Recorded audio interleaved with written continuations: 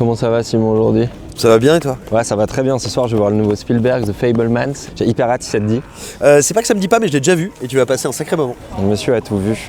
Mais attends, il n'y a pas de créatures, il n'y a pas de guerre, il n'y a pas de soldats. J'ai vu des images. J'avoue, je sais pas trop ce que je vais voir. En fait, tu vas voir le film qui va t'expliquer, te faire comprendre pourquoi depuis toujours chez Spielberg, il y a des créatures, il y a des extraterrestres, il y a des dinos, il y a des monstres, il y a des camions fous, il y a des trucs incroyables, il y a des plans sur des visages d'acteurs inoubliables. Pourquoi? Parce que, alors, il fait semblant de te raconter une autobiographie. Il va te dire comment s'est passée son enfance dans sa cellule familiale et comment s'est passée son enfance de cinéphile et de cinéaste. Comment il s'est imbibé des langages et des codes du cinéma.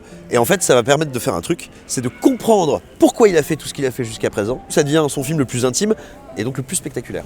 Ouais, parce que l'enfance chez Spielberg, on connaît quoi. T'as Ready Player One, t'as Hook, moi je pense à E.T. Elliot, c'était déjà un peu lui, l'enfant dans E.T.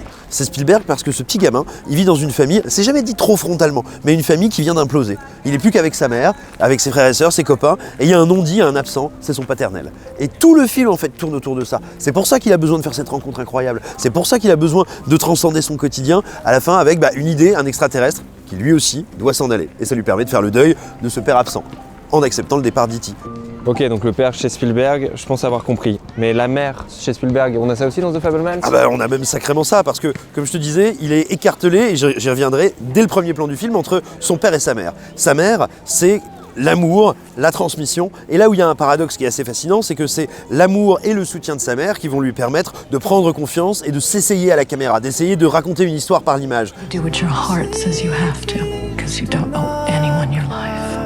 Et donc cette mère, elle est fondamentale. C'est un espèce de bac d'amour qui va être très dur à démêler, qui est à la fois quelque chose qui l'attire, qui le repousse. Et ça c'est ce qui fait, encore une fois, que dans The Fabelmans, tout d'un coup, tu vois tout s'aligner. Tu comprends comment toutes ces planètes dans sa filmographie tournaient les unes autour des autres et ce qu'elle voulait nous raconter.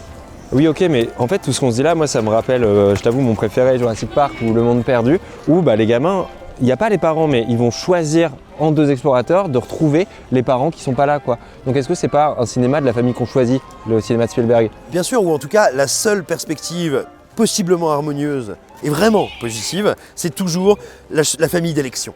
C'est toujours le fait, après que tout ait été éclaté, éparpillé, de rassembler et de réunir pour faire une nouvelle configuration. Spielberg, il fait pas que du cinéma, il fait de l'alchimie. Il va prendre des éléments éparses, il va les rassembler, il va les transfigurer. Ce sont toujours des blessures et des cicatrices qu'il va d'abord réouvrir pour en sortir autre chose que de la douleur, en sortir du cinéma.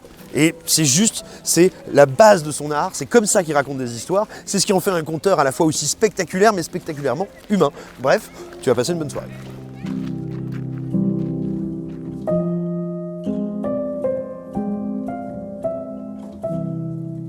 Thank you.